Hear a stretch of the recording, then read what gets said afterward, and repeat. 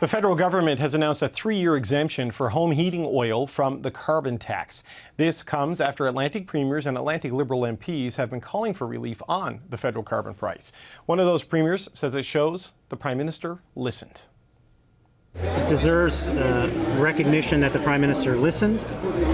We've been saying this for 18 months to 2 years, privately, in letters, publicly.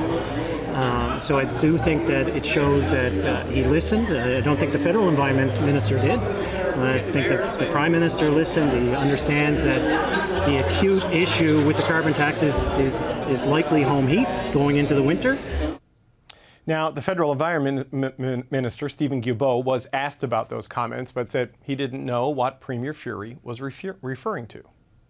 Of course, as Environment Minister, my preference would be to not have to make those accommodations. But we live in a world where some people are challenged with affordability right now, and we have to be able to course correct on some of our measures while keeping the overall system intact. Now, many Liberal MPs, especially from Atlantic Canada, pushed for a rural carbon tax carve-out at the Liberal National Caucus retreat in September. One of those MPs joins us now. Ken McDonald is the Liberal MP for the riding of Avalon in Newfoundland and Labrador. Ken McDonald, welcome back to the show. Thank you for having me. The last time we spoke, you told me that people across Newfoundland and Labrador were losing faith in the Liberal government. Does yesterday's announcement restore that faith, in your view? I think it goes a long way to restoring some of that faith back again. Only a long way, but not all the way? What's the reaction? What's your sense of it right now? I don't know. I think some people are going to be skeptical, I think, and I've heard a few today who are wondering, like, okay, so is this for real? Is it going to last? Is it just to, as somebody said earlier, to change the polling situation that we see taking on across the country? So, but I think it's for real, and I think it's here to stay, hopefully. People are skeptical. Is that because they think this is a political decision, because of the political circumstances? I mean, certainly politics does play a role in this, right, Mr. McDonald? Oh, everything we do, politics plays a role in it as a politician, you know that. Right. So what do you need to do to convince people that this is a serious effort to deal with their affordability concerns and help with this transition? Do you think there will be an appetite for the heat pump plan the Prime Minister rolled out? And do you think the industry there has the capacity to deliver on it at the scale that will be required in the 3 years that's available for it? Yeah, and I think that's going to be an issue, to get people out in rural communities able to install these, people call them heat pumps, I call them mini splits. Because most houses are not designed to have what you call an actual heat pump. Mm-hmm. So it's the mini splits that people, I have one in my home, and I know a lot of people around me do as well. But I think the availability of those are going to be an issue. Getting the manpower out there to install them are going to be an issue. So hopefully it's not too big of an issue, and we can get this moving along quickly and smoothly. You said politics is at the heart of everything you do. Premier Furey, Premier Andrew Furey of Newfoundland and Labrador, mentioned today that in his view, it's the Prime Minister who got this done, not the Environment Minister. You were critical of Stephen Guilbeault when you were on the show last time. What's your understanding? Is this the Prime Minister overruling his minister to make this happen for the Atlantic region? I think the Prime Minister made this happen with the help of the Deputy Prime Minister, Chrystia Freeland. Over the objections, do you believe, of the Environment Minister, or do you think everybody's actually on board with this? No, I would think that Minister Guilbeault still wouldn't be on board with this. Do you think that's going to be a problem for your government going forward? I don't think so. I think, you know, when you sit around a cabinet table, you got to have wins and losses, I guess, when you're trying to push something forward. So I think that's all part of the political happenings that take place at the cabinet table. And I hope, I hope everybody stays focused on what they're doing and trying to get this out the door as fast as possible so people can see the benefits from it. There's been some discussion after our last interview and after your votes against the government on this in Parliament, siding with the Conservatives on scrapping carbon tax as a policy, that maybe you might cross the floor, or maybe you might not run again. Are you going to stay as a Liberal, and will you stay on the ballot? What is your political future? Right now, I'm a Liberal, and my intent is to stay a Liberal. Right now. People are Right going to now. seize on that. I mean, does that mean you're constantly reassessing it? I mean, where are you?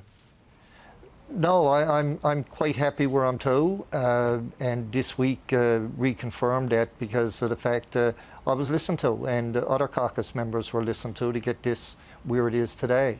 And I think in a lot of situations in the past, government and government leadership don't always listen to a backbench MP, but on this one they did, and they listened to the voices they were hearing.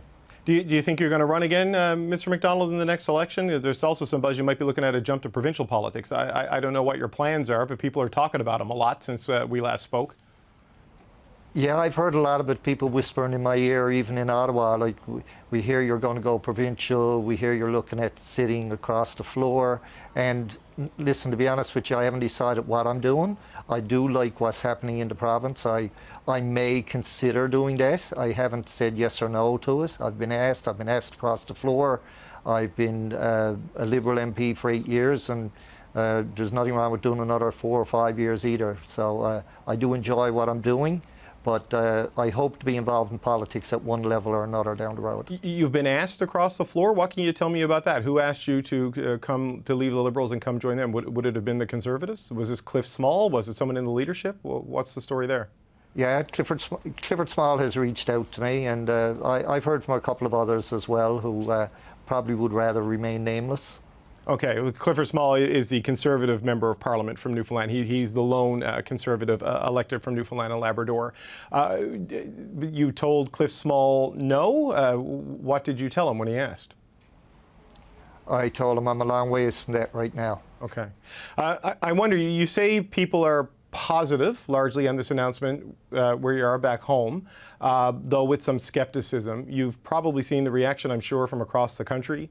Western Canadian premiers and politicians upset that there's an exemption for oil but not for natural gas. Ontario is upset by this. People are saying the climate plan is now being implemented in different ways in different parts of the country because of this carve-out for home heating oil, because even though it's national, it's really an Atlantic Canada issue. Are you worried that this could create political problems for the government on other fronts because of the help they've given to the people in Atlantic Canada right now? No, I don't think so, because I think the rest of the country, especially in the bigger downtown centres of bigger cities, they're more in tune with trying to do something to correct the environment, more so probably than people are in rural communities across the country. Just because, what, they have more capacity and more options? It's a different thing? I mean, what do you base that on?